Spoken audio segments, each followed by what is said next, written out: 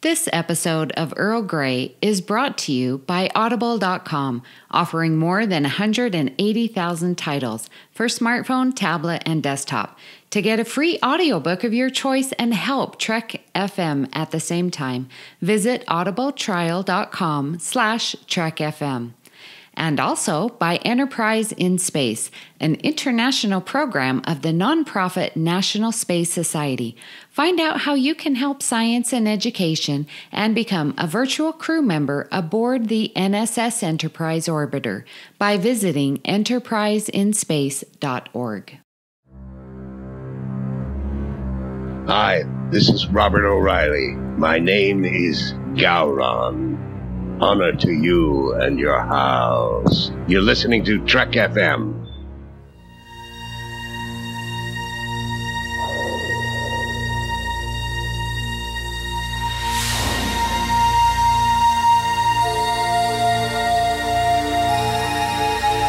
Earl Grey hot.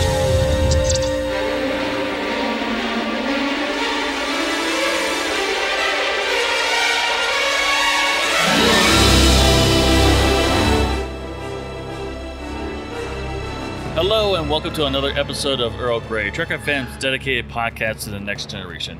I'm your host, Richard Marquez, and here, as always, is the dedicated Justin Dozer. How you doing, buddy? I'm doing good. Ready to have another episode of Earl Grey and just talking TNG again. And I think we got a fun character to talk about this week.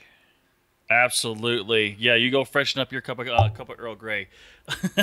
And also here with me is the lovely Amy Nelson. How you doing, Amy? I'm doing great. Very, very excited. Talking TNG, my favorite series. And yes, a character that I don't normally think about. So I'm really looking forward to hear what you guys have to say and what the listeners have to say. You don't normally think about, come on, this guy's great. He is. Oh, well, we'll talk about that later. Well, before we go into there, we don't want to jump into this really too quickly.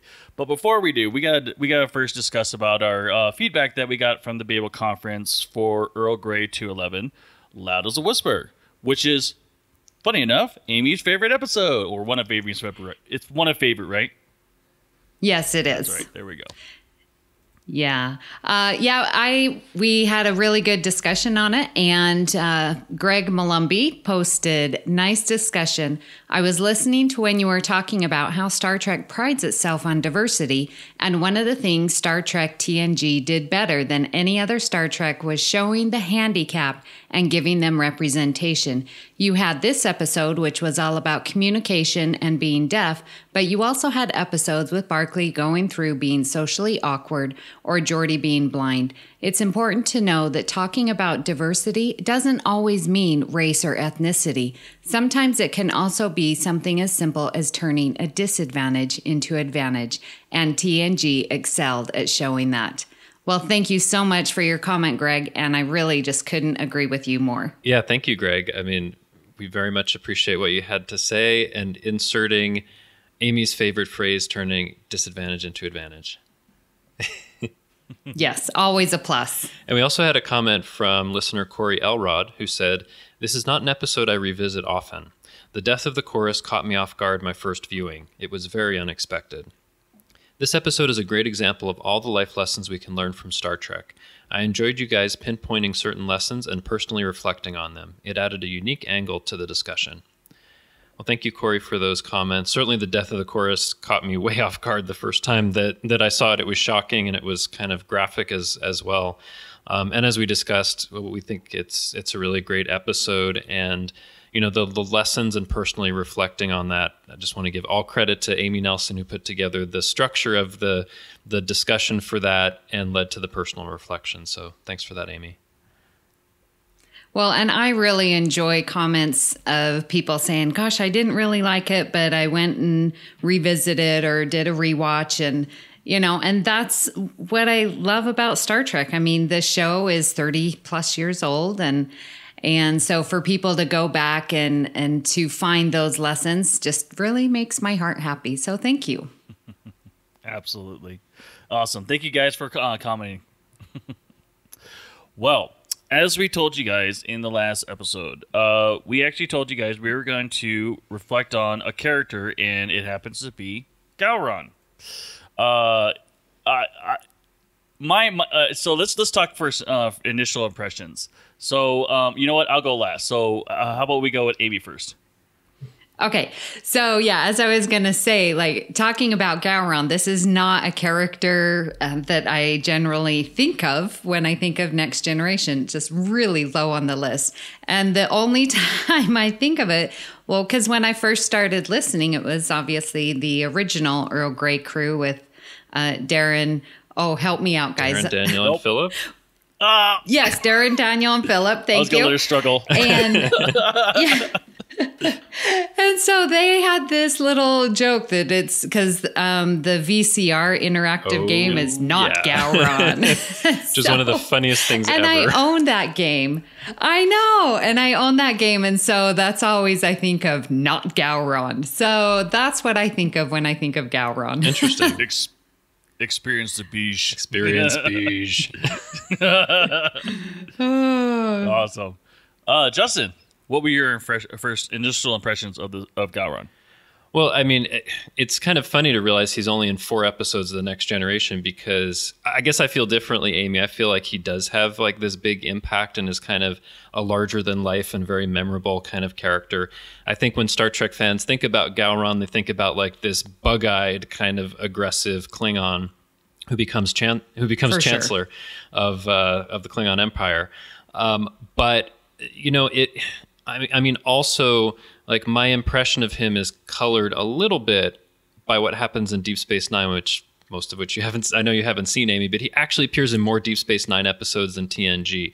But if I'm to think about, like, when I first saw Gowron, what I was thinking, like, you know, we'll talk about the first episode where he's there with Duras and, you know, for a competition to become the chancellor, and it was like, oh, who's this guy? He seems a little bit different than some other Klingons that we've seen before. And I mean, first of all, I think in that first episode, it seems like he's a little maybe more lightly built than other Klingons. He seems like this, not as like stocky and big as you might see for like Worf and some of the other Klingons. So at first I was like, oh, what's with him? How's he different? So my first impression was he's different, and I don't know where that's going to go. So, yeah. So when I initially when I went through all these episodes again, like thinking of Gowron, like for the very first time, it's like, who is this nobody? I mean, it's like, I mean, obviously thinking through the episode, like. We see Duras, and then we know the history of Duras, and just like, oh my gosh, I hope he doesn't become the chancellor of the Klingon Empire. And it's like, and you know, yeah, like you said, he's this scrawny little dude that probably didn't have enough, you know, padding in his shoulder pads or something like that. I don't know, or maybe he just needs to hit the gym more often. But my first impression was like he's a nobody from the get go, and that he just happens to be like a secondary character. Obviously, you know, he's a very important figure in DS9, and I guess someone in TNG as well. And I mean, when I think of Gowron, I think of him in DS9. Yeah, and you know, I didn't realize it until I was doing this rewatch, but you know, a lot of Star Trek fans might know Gowron from his line, "Glory to you and your house," which happens in Deep Space Nine. It doesn't happen here. And his eyes get really big. I love how his eyes get big and he smiles. He's like, oh. But yeah, like some of the things that he says and what I might know him most from happen on Deep Space Nine. But I think that there is some really interesting stuff that's establishing his character and how his importance grows. And I mean, his importance in a lot of ways is more to the history of the Klingon Empire than TNG specifically, because there's all of these important events that he's a part of and important history-making things that he's a part of. Absolutely, yeah. And he definitely built this initial part of him here in TNG definitely builds a really good character. And then, you know, like I said, you know, he's a very prominent figure in DS9, and it's great, but. Let's not get ahead of ourselves. Yeah. Let's just step into the first episode. So the first episode that Gowron shows up, shows up in is in Reunion, and this would be season 4, episode 7, and it aired December 5th of 1990. So just to give a synopsis of this, according to Memory Alpha, because we don't want to be we don't want to be incorrect here. Captain Picard is selected to arbitrate the selection of a new chancellor for the Klingon Empire, and in doing so, find out who dishonorably murdered the old chancellor. Also involved is Ambassador Kalar, who was a surprise for Worf, their son, Alexander, who unfortunately actually just passed away. Yeah, as I was watching this, I got sad because, the guy who played, I think it was John Stour is the name, who played Alexander in this episode, just recently passed away at the age of 33, which is sad. And he originated the character of Alexander, but yeah, very sad. So anyway, we'll focus on Gowron in the episode. Right. So happier thoughts. So, Amy, what do you think of Reunion with Gowron? Well, I really enjoy this episode, and I do all of the episodes. Each one tell the great Klingon story and really highlights, I think, Worf's position in TNG and his character development. But with Gowron, we're meeting him, and here he is making claim to lead the Klingon Empire. And he definitely plays well and plays off of Duras well, because he seems to be a little fidgety, like when Picard says, well, we're going to do the ancient tradition, the Jadich. And, Duras is all up in arms, and Gowron's like, oh, I'm not happy about it, but I'll go through with it. So I sort of feel like his heart is more pure because he's willing to do whatever it takes to rightfully claim the chancellorship. Or at least that's what it seems like. Yeah. Right. Yeah. Well, I made note of something this time around that I think is interesting, because before you actually see Gowron on screen, Worf is talking about Gowron as an outsider who has often challenged the council, which is really interesting because, there on one side there's Duras, who we know is a very important family, important enough that Worf had to take this discommendation to cover, what Duras's father did. And on the other side, you have somebody who's considered a complete outsider, who's challenged the council. How did he get to this position that he's one of the two, I guess, finalists for this? I mean, there must be something that told me there must be something that's very strong-willed and determined about him as an outsider to challenge basically, one of the most famous names in the Klingon Empire, so we're told. So I found that part, quite interesting before you even see Gowron. And what you also see, pretty quickly is that he's somebody that's going to throw out threats very readily.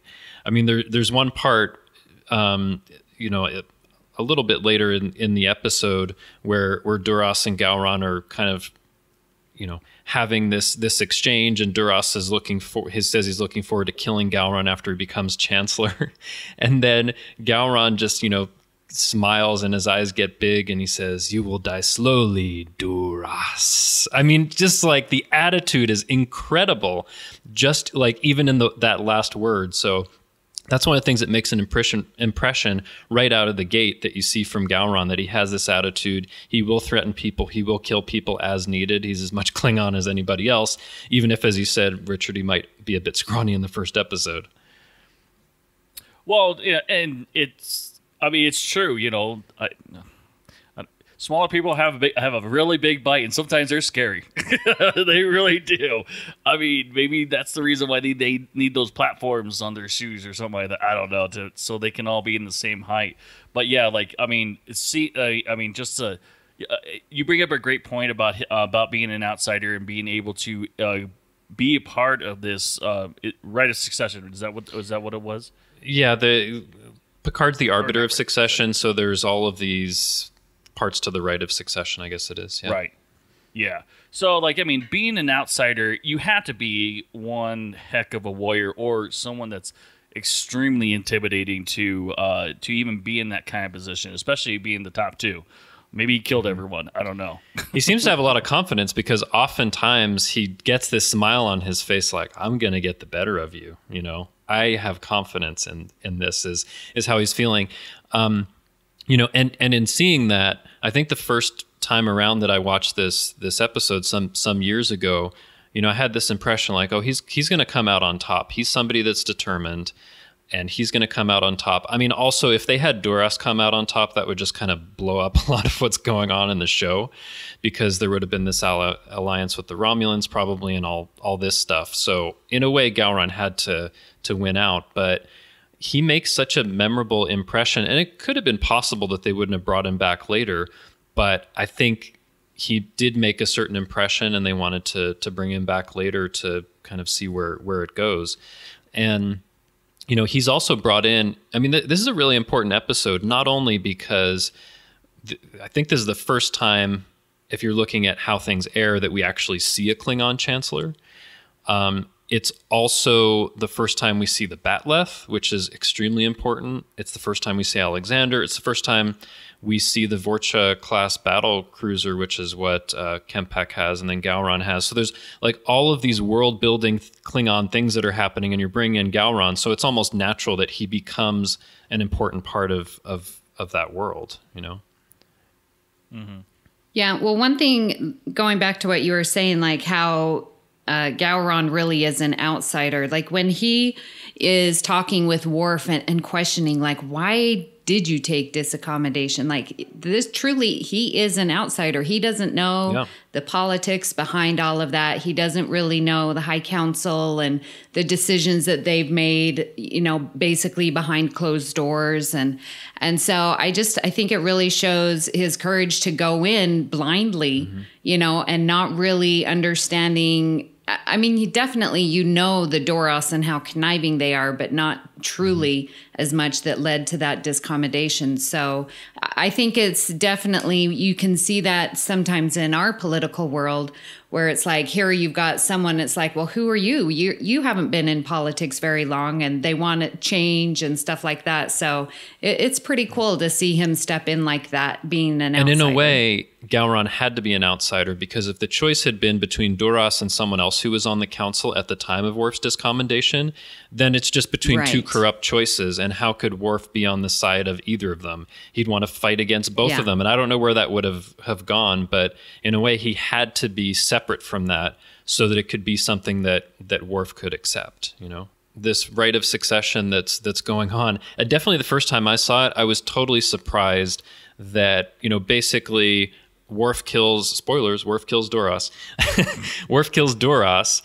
and then you don't see Gowron being like installed as a chancellor. That happens in the next episode, which is months later in Redemption. So I think I was very surprised the first time that I saw this, that you didn't see some kind of acknowledgement that he'd be chancellor. It was like, he died, and there the ships go. So I don't know if you guys were surprised by that, but the first time I saw it, I was like, but wait, we didn't see Gowron become the chancellor, really.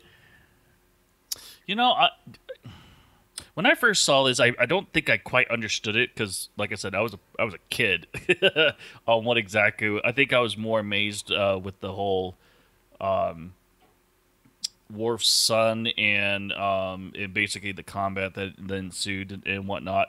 I mean, obviously later on down the road, it definitely it would have been awesome to see at least a ceremony of some sort, or maybe even a cutscene of the Enterprise going to, I don't know, the ceremony to make him an emperor. But I mean, I guess we really didn't see that, so I don't know. You mean chancellor, not emperor, right? Oh, that's what I meant. Yeah. Well, and I don't think that would be the right place. I mean, I guess it would be more for an ambassador to go to that ceremony and not the captain of a starship. But he is, that seems more he of is an the arbiter of succession, though. Yeah, he is choosing. Yeah, that's what I was going to say. Yeah, so he did his job. He chose. Well, by default, I mean, it's like did that. there's two people and one's died. So, I mean, it's not really like he's making a choice. It's just by default. Well, but I mean, he's definitely wanted to stay out of Klingon. That's true. I mean, and also, of course, a lot of times when you think about this episode, you think of this is the death of Kalar, which kills me every time I see it. Yes, so I know. There's more of the focus on that. Like the arbitration is kind of almost like a B plot, the Arbiter of Succession stuff, and the A plot is really Worf's relationship with Kalar and her dying, and all of that is, I think, more of the focus, and that's kind of where they leave it with who's going to take care of Alexander. So I mean, they think that's why they did it, but I don't know. It was just one of those things like, oh, so he gets it by default, and we're not going to see him installed.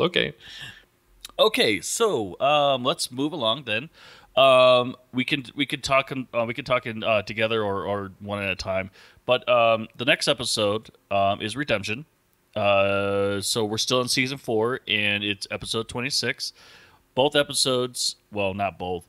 The first episode aired June 17th of 91, and then the second episode, which obviously that was the season finale, Redemption Part 2 is the beginning of the 5th season. Okay, so Redemption Part 1, we'll discuss that one first. So in this one, Picard balances his Federation and Klingon duties as new Klingon Chancellor Gowron faces a civil war.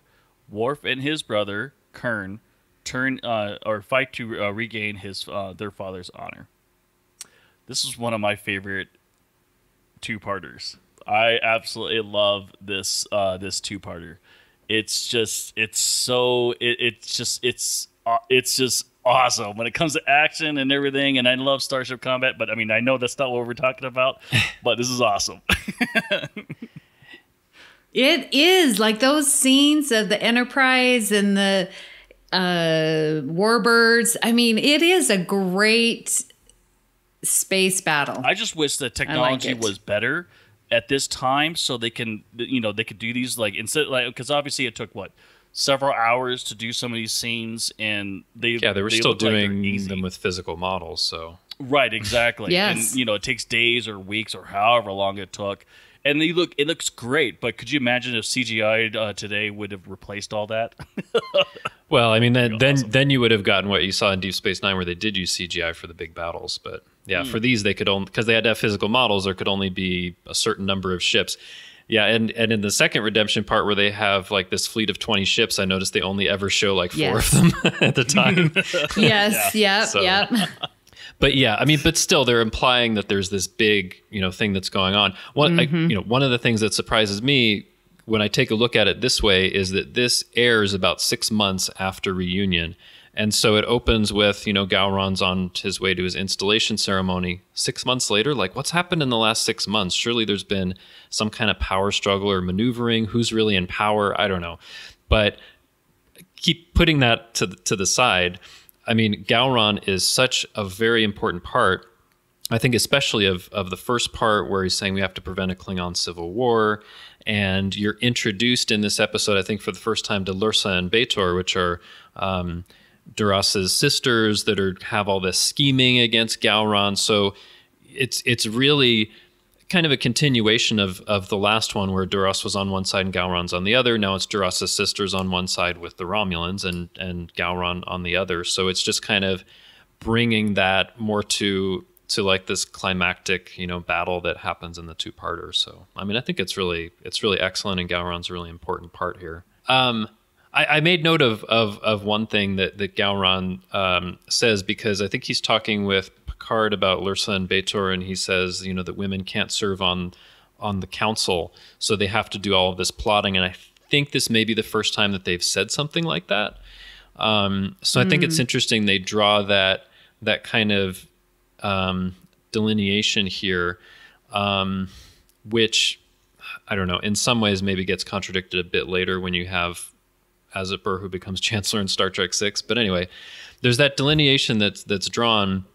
But on the other side, when we see the Romulans, it doesn't seem like there's that same kind of, women can't serve in these kinds of positions of power. So I don't know. There's just an interesting contrast that's there, and Lursa and B'Etor kind of scheming the way that they can, because they can't be part of the council. And then they bring up Duras's son, who if you think Gowron's scrawny, this kid is like, oh yeah, it looks like he's about 15 maybe. And he's so short. Yeah, well, I mean, he's not like at his for a Klingon. He's not at his full height. I don't think he's like fully grown, you know. So it's interesting that you've gone from Duras, who's like this really formidable warrior against Gowron, to like his son, who's probably like a teenager against Gowron, but because they have the support of the Romulans, they do end up becoming formidable. So he has to kind of adjust here to what's going on, because like in Reunion, it's like he just had to kind of go through the process and do what was necessary, maybe kill Duras if he has to get power. But in this, he's fighting against forces that he can't even see, which is the Romulans. So it's interesting to see how he adjusts to that. And he also tries to bring in Picard and the Federation, and he keeps getting rebuffed in doing that. But eventually he finds a way to do it with this blockade for the supplies. So he's showing himself to be really a good strategist and politician, and trying to forge alliances and go through all of his options and, you know, be creative about it. So I like what you're seeing here, and it makes sense that he solidifies the power at the end because of, you know, trying to go through all those options and do what he has to do. He's not just someone who has attitude and might, you know, kill you with a batleth. He has what it takes to really solidify his power. I think he shows here. Yeah, I think you're right when you say like he definitely, what I've come across, especially with Reunion and Redemption, like he is a strategist, and he is trying to, you know, I don't think in his heart he's trying to unite the kingdom. He's just trying to stay in power, or to get power and then stay in power, and to fight the Duras family, and knows what it takes because the Duras has so many allies, especially on the High Council and, you know, spread throughout the kingdom. And I like how, you know, Worf and his brother Kern, you know, sort of wait at the right time to throw their support, you know, and it's like Gowron's fighting. And then, okay, now we have the support of Worf and Kern. And so he feels, you know, more victorious and, you know, more confident that it's going to, you know, go in his favor. So I see that conniving. And yeah, he's always going to Picard, well, you've got to do this because you're the arbitrator and you have to see this through. And, you know, yeah, like you're saying, he's always getting rebuffed, but he continually, you know, goes to Picard for that. Yeah, I have to disagree a little bit with something that you said, Amy, because I think he does want to unite the Klingon Empire, because if it isn't united, then it's fractured and it's civil war, part of a civil war, and he has to work to shore up the support, or someone else might attack him. So I think, you know, initially he's just trying to cobble together the support he can, and eventually gets, you know, Worf's support and Kern's support with these different squadrons. But he really does need to unite it, which I guess it's implied kind of happens at the end, that now he isn't going to have any kind of challenge to his power. So I think he is working to unite them, because if he doesn't, then there's always a threat to his power. Well, I guess my point, and you're right, he wants everyone united for him instead of uniting for the kingdom. Mm-hmm. I guess that's the delineation, that I don't see him, you know, as a pure heart wanting to save and, you know, save this kingdom, this Klingon empire. Mm. He just wants the power for himself. No, that's sort of how I see him. I think you're right about that. He is in it for himself, and he does demonstrate that at different points, especially when we look at the next episode. But he really is in it for himself and the power and the glory. I mean, it seems like in order to get to the position of being chancellor, he's had to be very ambitious, and it would have been really interesting to have some backstory, or to know how he even got to be a contender to be chancellor, because I figured that he was somebody that didn't have an important family, was kind of a bit of a nobody, and had to kind of threaten and fight his way toward the top, right? So he's had to be in it for himself, because if he isn't, somebody would have killed him long ago, right?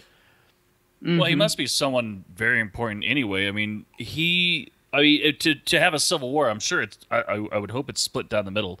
But he must have impressed quite a bit of the family houses to actually have or wage this civil war and actually. I don't know about that though, because I think at a certain point when he is installed as Chancellor, Toral says, who's Duras' son, says, come with us and join us, and it seems like most of the people in the room leave.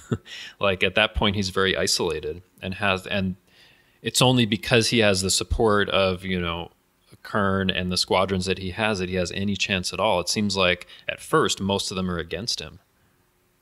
Yeah, and because at the beginning of the episode, like you have those who are allied with Doros' family, and then you have, I can't quite remember how many squadron leaders Kern has. It was 4, but then one of them decides not to go along with Gowron. It becomes 3, but presumably a squadron is, I don't know, a good number of ships. So he has some dozens of ships or something.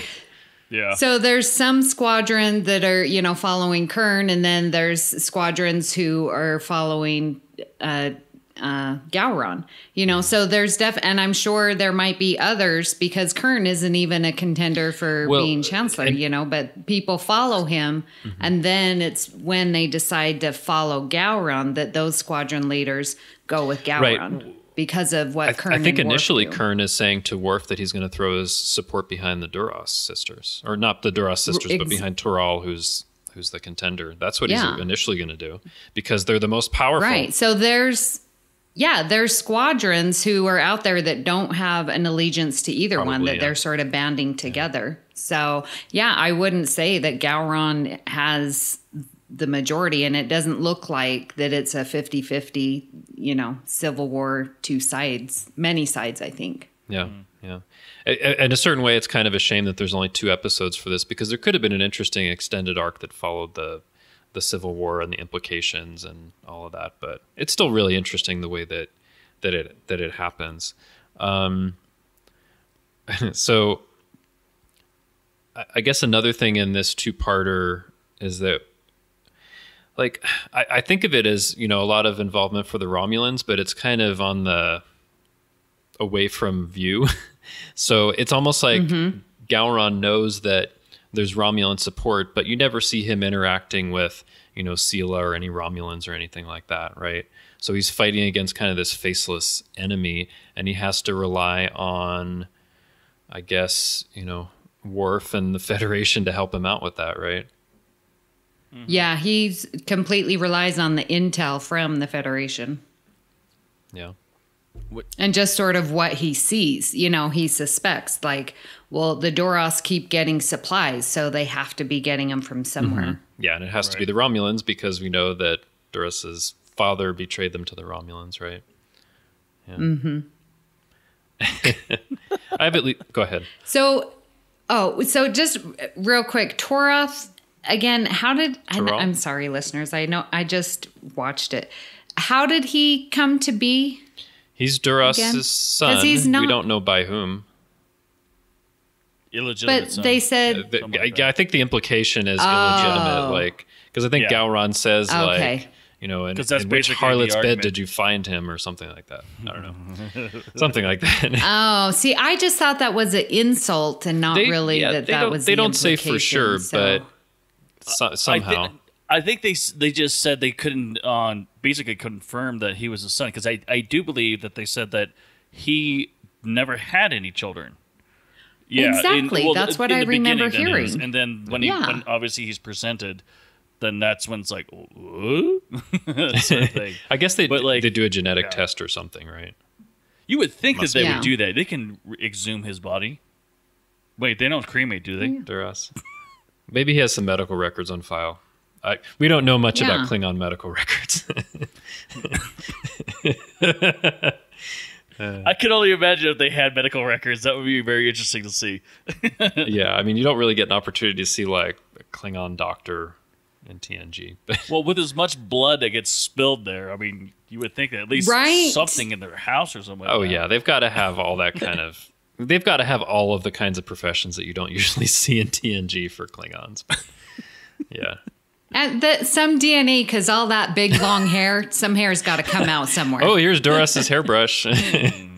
Yes. That's another thing. When he was a child. Yeah. Yeah. Oh my gosh. It's quite interesting. I had one other thing to say. I mean, I think we've talked about both parts, really. I had one other thing to say about the two-parter, unless you have other things. No, go ahead.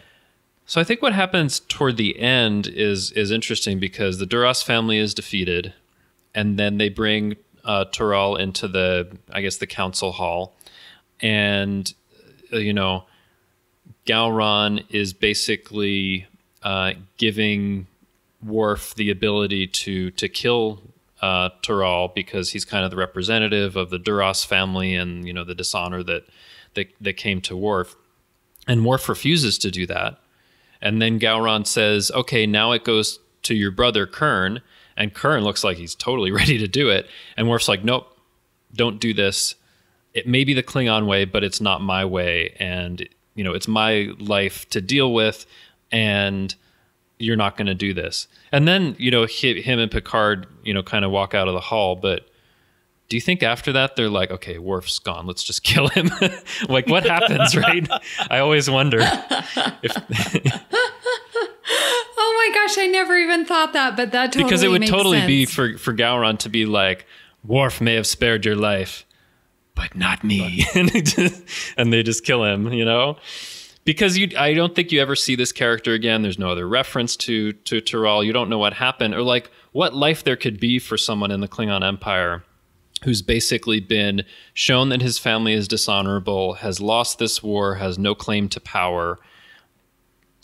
I just wonder about that, and Gowron seems like at the end he's like, I don't know. But I did notice one thing, like there's a final shot in the second part of Redemption where Kern comes up to Gowron and Gowron puts like a hand on his shoulder while he's talking to him. And it always makes me wonder, like, is he talking to Kern and just saying like, hey, Worf's gone, just go ahead and do it, I don't know if you've noticed that, but I noticed it in the last shot. He they're kind of crowding around Gowron and he puts his hand on Kern's shoulder and is saying something to him.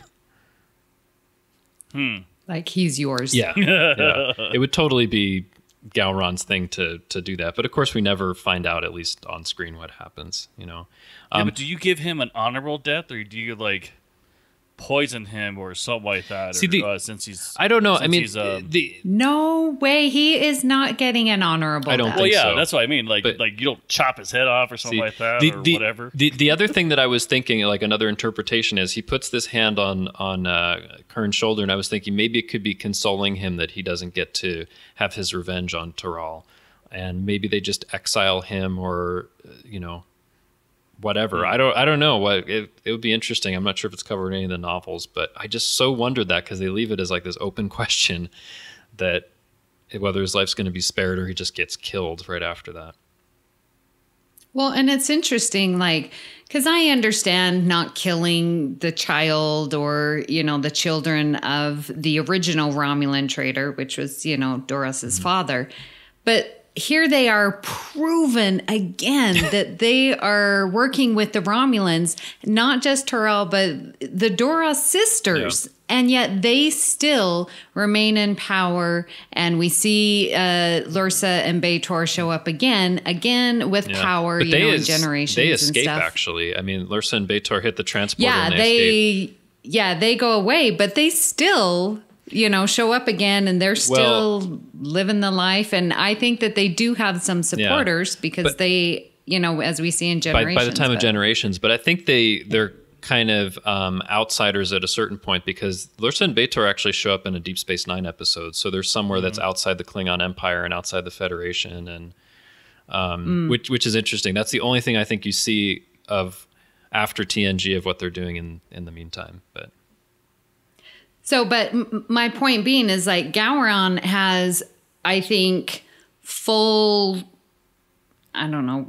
permission or whatever. I think the Chancellor has fairly absolute power. But. Well, but he's fully within his right to, fine, here you go, here, Worf, do with this life. But that is probably for being disaccommodated because of what happened previously. Yeah. But now with this new evidence, Lursa, B'Etor, they escaped. But it's treason. I mean, they should be executed for treason, right? Absolutely. Executed for treason. They should not be there anymore. And it's not up to Worf. That's definitely a Chancellor, a Gowron thing. That's what I'm gonna think in my head canon actually happened. Like afterwards, they have like a very short treason trial, and then they just execute Tyrell. Yeah. Okay, done. That makes me feel better. Because they leave it open a bit. Yep. Yeah, because it's the new evidence and definitely found guilty. Richard. I was just reading about Tyrell on Memory Alpha, and he's actually in Deep Space Nine. Well, I don't know if he's actually shown in Deep Space Nine, but apparently He's referenced? He's referenced in the Sword of Kahless. Is he really? The episode okay. where they find the sword with the blood of Yeah. Kahless on it. Yeah. Anyway. They find another sword with blood Stop. that happened well, in Rightful Air. Don't spoil things that happen in Deep Space Nine. Yeah, I was just about to stop right there. Yeah, I think on our outline it says no spoilers. Yeah, it says no wasn't spoilers trying for to be- DS9 I'm just for saying, Amy. it just says here that when they exit the chamber, they were confronted by several Klingons led by Tyrell, son of Duras. And I'm like, okay. Right there. Yep. You're right. Dang, there goes my Okay, theory. he's reference. He's reference. That's He's all still I was saying. alive later. Okay. Oh, darn it. Okay, so listeners, Richard, Justin, I am going on air. I will do a Deep Space Nine rewatch Or watch. before before Star Trek Las All Vegas. right. Or a watch. yeah. Yeah, since Yep, I you've haven't seen some seen of all them. of them. But You've I've seen seen some. So I will. It won't happen till the summer, listeners, so don't ask me too much. But I will Excellent. watch Deep Yeah. Space Nine. And I think you'll get a lot out of it because there is a lot that's built on from TNG, and where you get to see, especially with Worf, you get to see what he's doing other than the movies after TNG. But Yeah. oh, right, excellent. I We'll think you'll hold you like to Okay, that. you heard We it will here hold you to first. that. Yes. A summer watch. All right. Summer watch. Yes. There we go. So I guess that was Redemption Part 2. Yeah, I think we talked about they're just so Yeah. intertwined. So one thing, just real quick, and it has nothing to do with Gowron, but I was watching, and you can't talk about Redemption without talking about Sela. And of course, we have Discovery on our mind, and Captain Killy with her haircut and that diagonal slant. You saw it here first with Sela. Man, her haircut is exactly like Tilly's, but just shorter. And I totally saw a connection there. interesting. So I'm just throwing that Well, out. Little side You know, tangent. I think it's clear on. Are you talking about at the front where it's got like this thing? Well, yeah. So right over her ears, and it just comes straight Oh, comes down. straight I down mean, there. sort of girl sideburns, but they're not. It's the cut of her hair. It's pretty cool. That slash cutting is like how Tilly's you're right hair about that. is.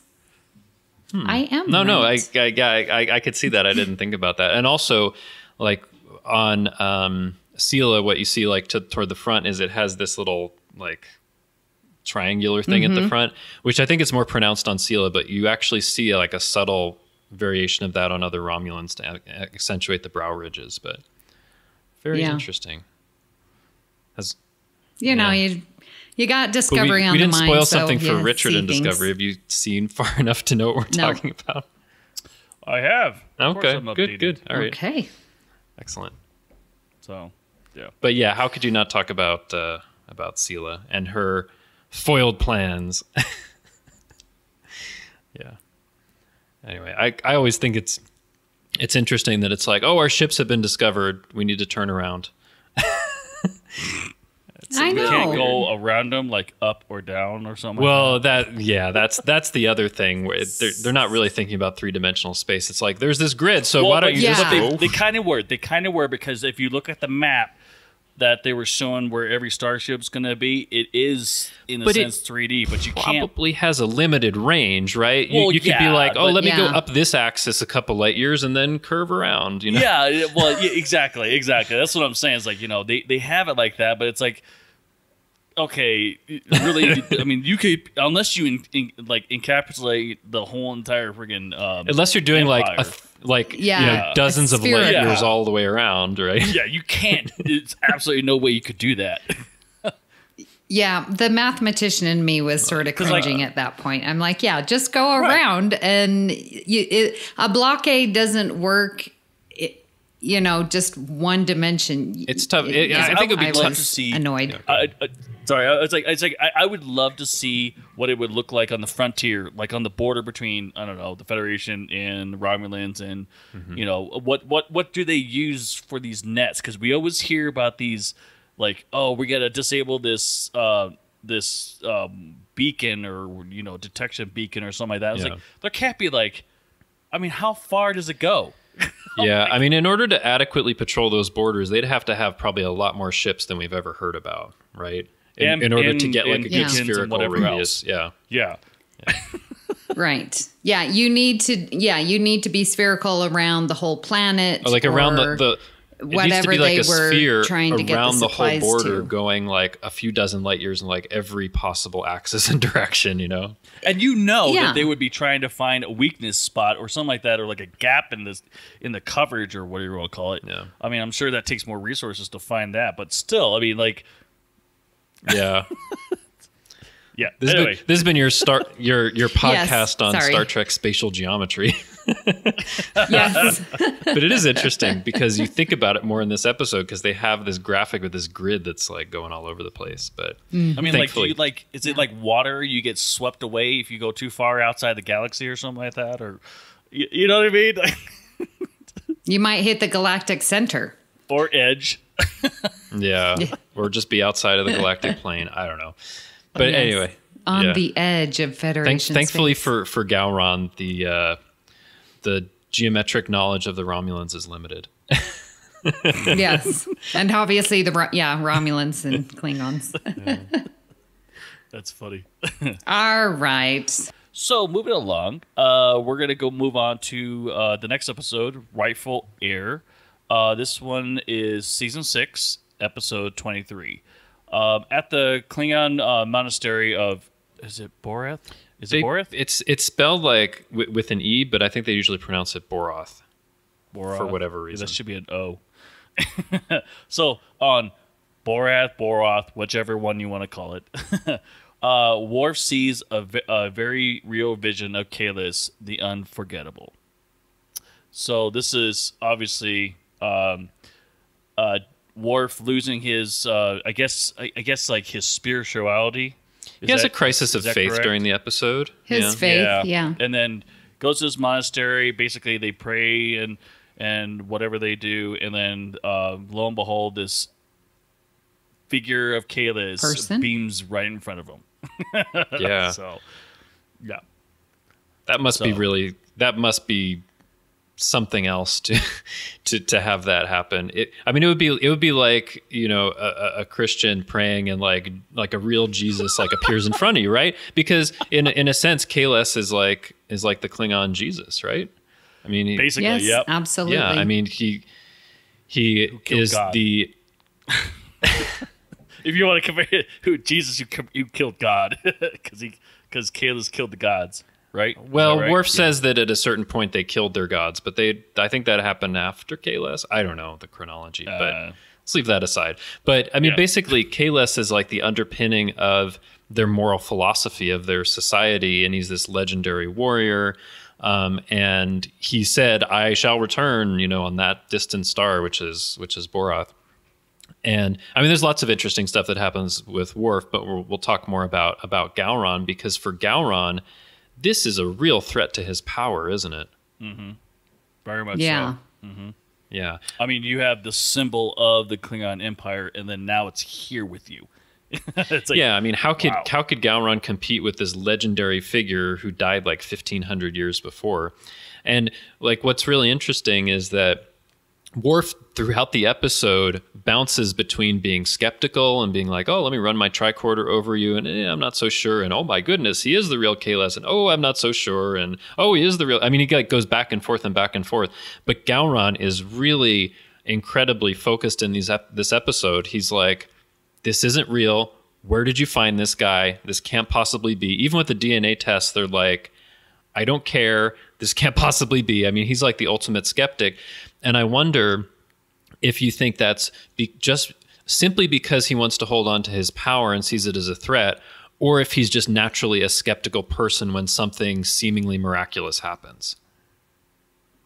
No, I think he's trying to hold on to his power, and any threat he's going to try and discredit, no matter who it is, even if it is Kahless himself. So I think in this episode, you definitely see his conniving and his willing to do anything to protect his reign in the Klingon Empire. I think he is going to discredit him anyway. I mean, even to the point where it's like, well, this isn't even Kahless. It has to be Koloth, right? That's the guy's name who created Kahless in the test tube. The Koroth, I think it is. Yeah. Koroth. Yeah. Sorry. L and yeah.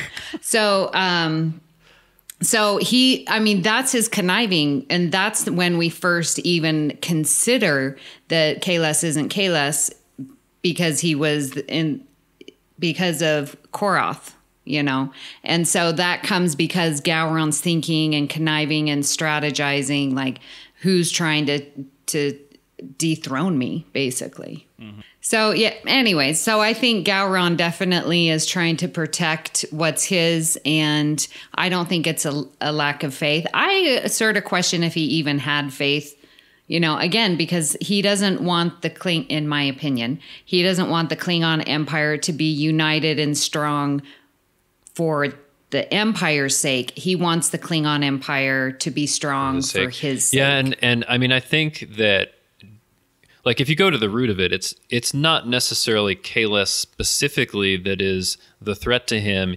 It is the people that are running the monastery that are this kind of other center of power that have created something in order to seize power. Because I think they are doing something similar. They're like, hey, we have this technology, we can create Kahless, and we can seize power and do things the way that we want to do because we feel like our society has moved away from our beliefs and we need Kahless to take us back to how we should be. So they're like this other center of power that Gowron is very threatened by.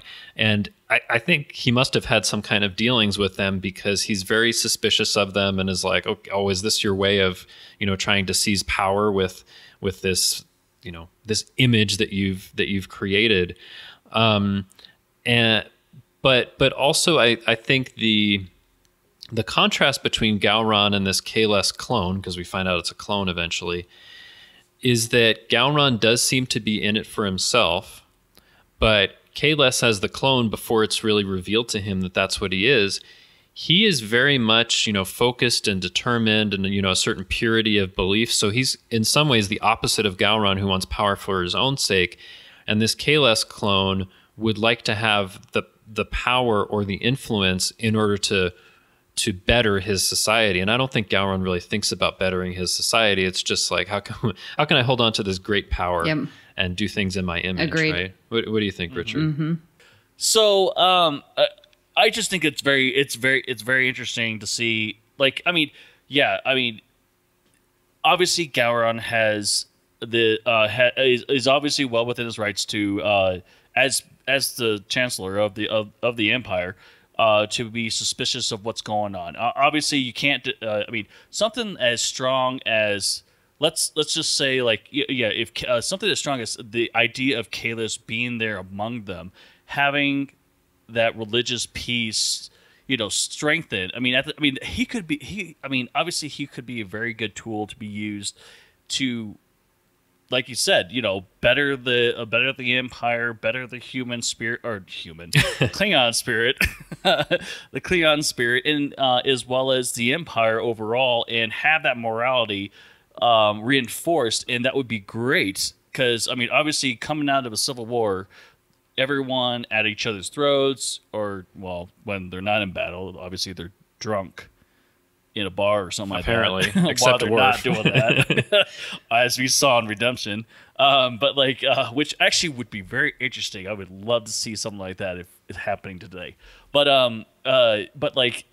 just having something like that.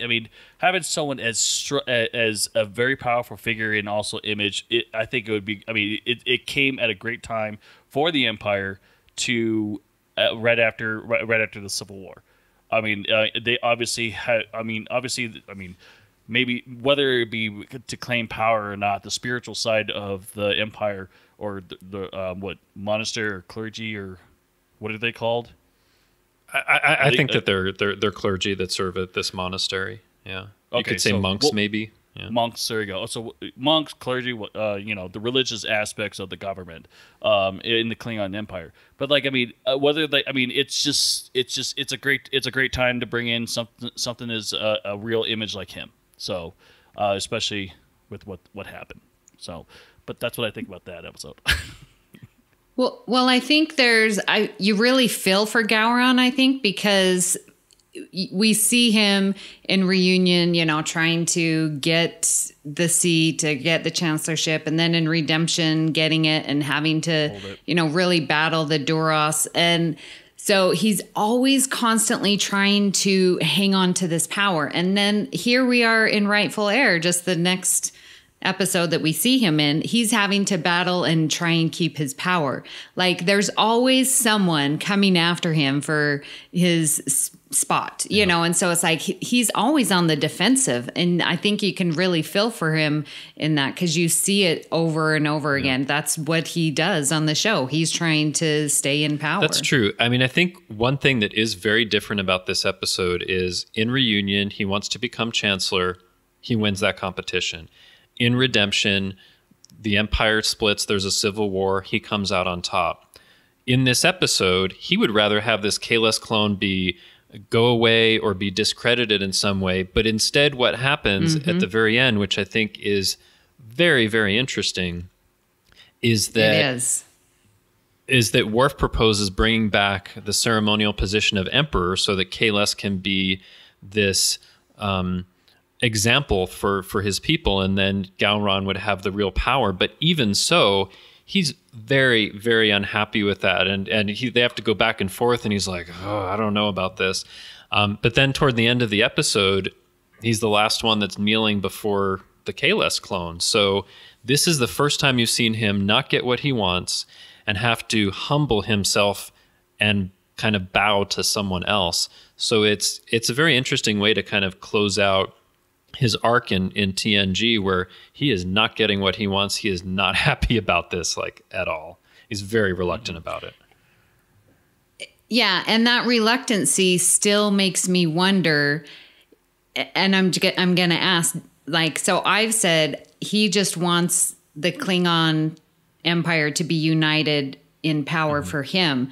But do you think that this may have changed in his character, that he is now submitting and saying, well, maybe I want the Klingon Empire to be strong for the Klingon Empire? Maybe that wasn't. Do you think he's gone that far? Yeah, not his initial intent, but I would say, yeah. But at the end, at that point, do you think that that's his character? At that point, arc? yes. I won't say anything more because you should watch Deep Space Nine to see what happens to Gowron. Oh man! Oh darn it! That was my way of tricking you into telling me. Spoil it. Because it's quite interesting. Went for it too. Yeah, I almost went for it. Yeah, no, I don't want to spoil that, because I think it'll be interesting when you watch it to see those 7 episodes that he's in and compare it with Gowron in TNG. I won't spoil it. Okay, sorry. All right. We can't even talk about the Deep Space Nine ones. I mean, not even briefly. Not even briefly is what I'm saying. Yeah, all I can say is he appears in 7 episodes, and it's really interesting. Sorry. Oh. Well, now I'm very curious, because that is the question. Because like I said, in these TNG episodes, I just feel he's very selfish and power hungry and wants it for himself. But then that very last scene where he kneels down, and it's like, well, maybe he has a change of heart. Maybe he really is becoming this true emperor that wants the Klingon Empire to be strong. Yeah, you'll just have to see. I know it's killing Richard not to tell you what happens, because it is killing me. I'm like wriggling in my chair, and I'm like, oh my gosh, we could talk about everything that you just said. We could just amplify that with what's going on with Deep Space Nine, because he's No, don't spoil it. And listeners listening to this, don't spoil it for Amy either if you've seen it. But I just want to add one thing. So we see Kahless, the clone, in this episode, and we never see him again, I think, anywhere else in Star Trek, this clone. But he is in the novels, and there's actually a really interesting novel I read recently, appropriately called Kahless, where you get to see him as Emperor and having to work together with Gowron, and it takes place, I think, between All Good Things and Generations, and you also get to see what happened to the real Kahless, like the historical Kahless, which is totally interesting. So So listeners, if you haven't checked out that book by Michael Jan Friedman called Kahless, I think that you should, because it also kind of deepens the interaction between Kahless and Gowron as well. He's a really good author. I like his books. I do too, yeah. Yeah. So can I add in just another Discovery tie-in Sure, that I why saw? not? Okay. I know it's not really Gowron. This will be another tangent. So I found it interesting that when they were talking about how this Kahless came to be and that they grew him in this test tube and blah, blah, blah, but that they imprinted his memories and stuff onto this person. Which reminds me of Ash Tyler, right? So that imprinting process obviously has been done since Discovery, because we're seeing it again in TNG. And again, I say air quotes. Yeah, I hadn't thought of it that way, but yeah, somehow they just get the genetic material. I mean, it's different than what happens in Discovery, but they grow this clone and imprint all these memories. But of course, the really interesting thing is they imprint these memories as they know them from what's written down, right? So, yeah. and that's where Gowron really challenges him. Like, okay, you've told me this story. What was his name? What was he wearing? What were the color of his eyes? Oh, it's been a long time. I don't know. But that wasn't written down anywhere, right? But the real Kahless would have remembered that. So his memories are very imperfect. Well, yeah, definitely. But contradicting that was when Kahless went to the throne room and picked up the bat'leth, and he's like, do you know how this was forged or how this was formed? And they're like, no, because it's not in the writings. Well, it's not in the writings like, that people knew, but they revealed that the monks had specifically hidden it from other people so they'd know when the real Kahless came. Oh, okay. So it was actually just a test, and they had imprinted that memory on him. Yeah. And then I also like Worf asking him, like, well, what's it like in Stovico? And this Kahless is pretty good at thinking on his feet. And it's like, well, I travel the different worlds, and when I'm in this form, I only remember stuff from this. So I don't know what's going on in Stovico. I wonder if the monks just programmed that into him. Like, if you're questioned about Stovocor, use this response. Yeah. Yeah.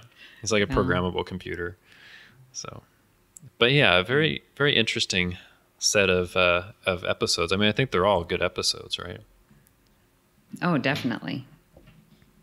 Wait, are we talking about Discovery or are we talking about the Klingon episodes? No, we're talking about the 4 Klingon episodes. The Klingon episodes. We moved on from that.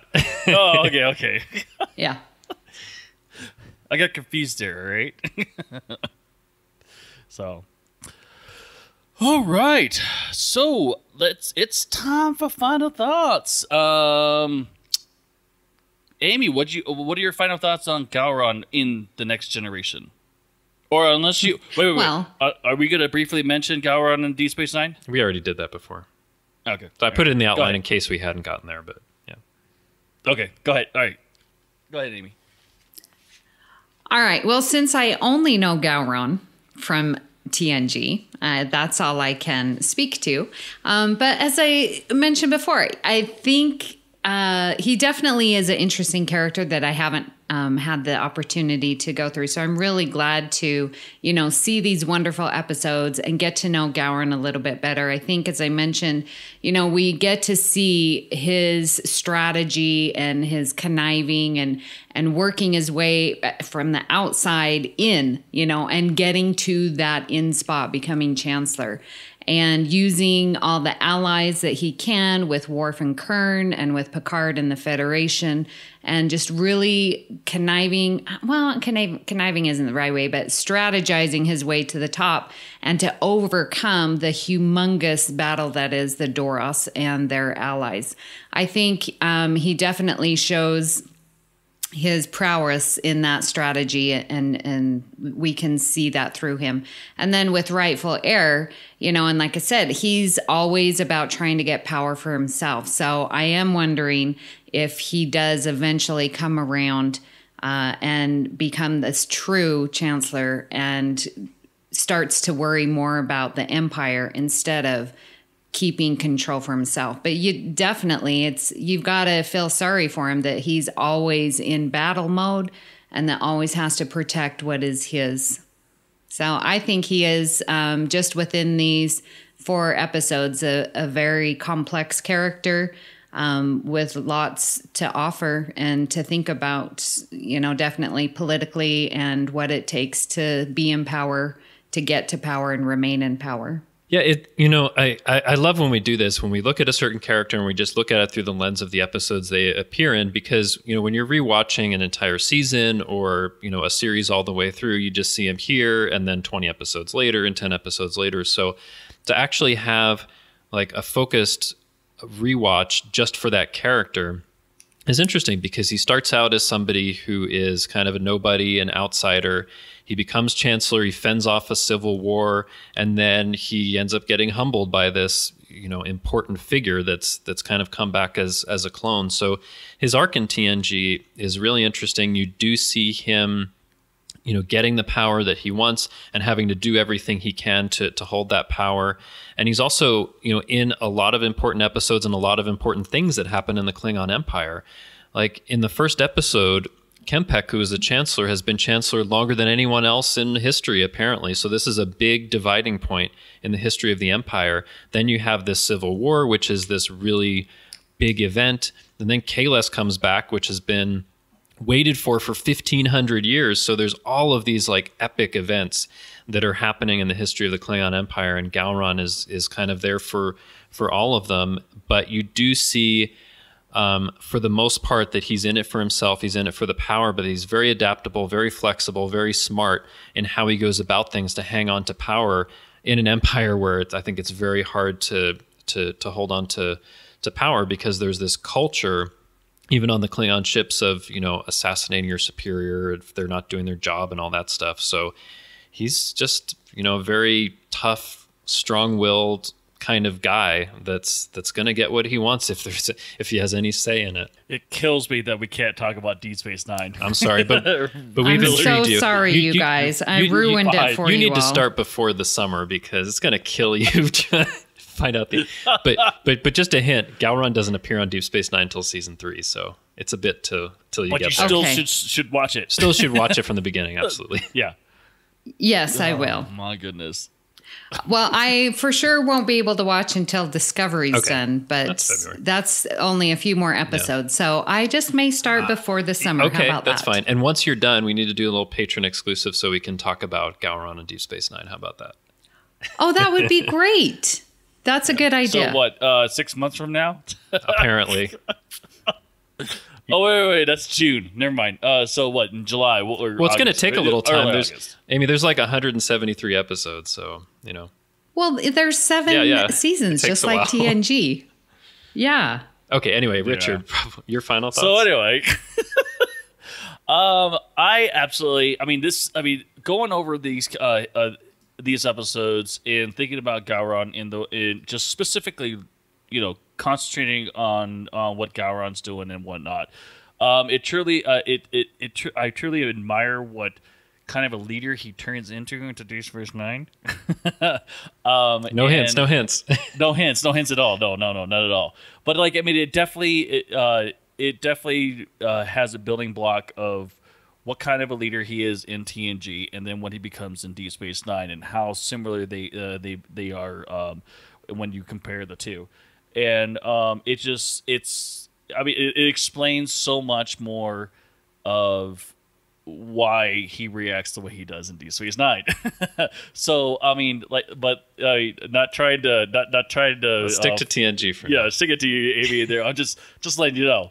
But it definitely brings a little bit more appreciation to the leader of the Klingon Empire, and I absolutely love his character. I really do.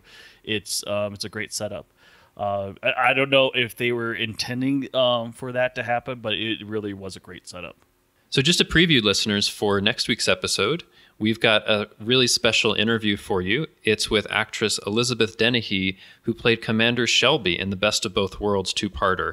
We're very excited about that, and that'll be coming to you next week. Another great interview, I think. I hope. So we're excited about that, right?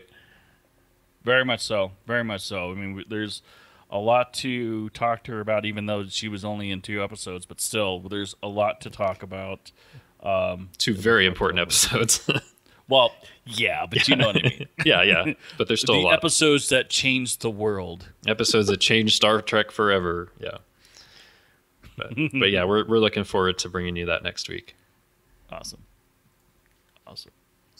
Well, it's been fun talking about Mr. K in this episode, but that isn't the only thing we've been talking about here on the network. Here's what you might have missed elsewhere on Trek.fm.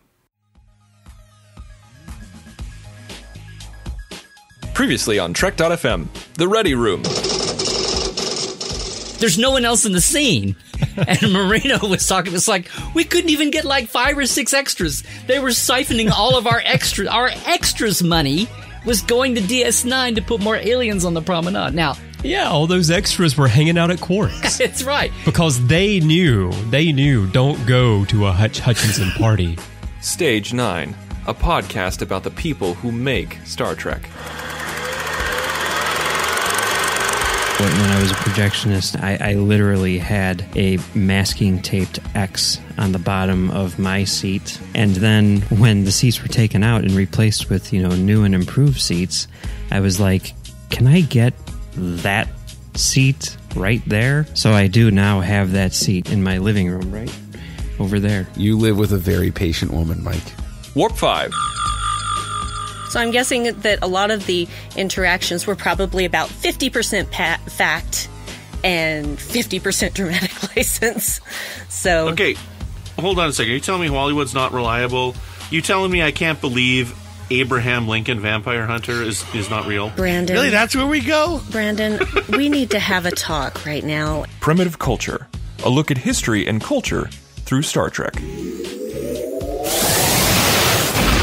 So that idea of nostalgia is very much describing people in the same situation as the Voyager crew. They're far away from home, they're wanting to get home. It's that kind of homesick longing. But maybe that's one reason that we see this kind of transition from, in the early seasons, this nostalgia for this kind of idealised Earth that may or may not really exist anymore, to in the later seasons, the nostalgia is for the journey itself. And that's what else is happening on Trek.fm.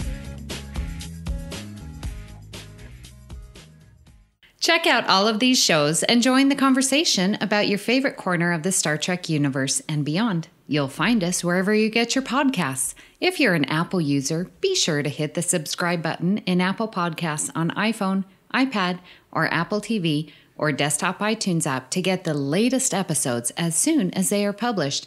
And please leave us a star rating and written review. If you're not an Apple user, we've got you covered as well.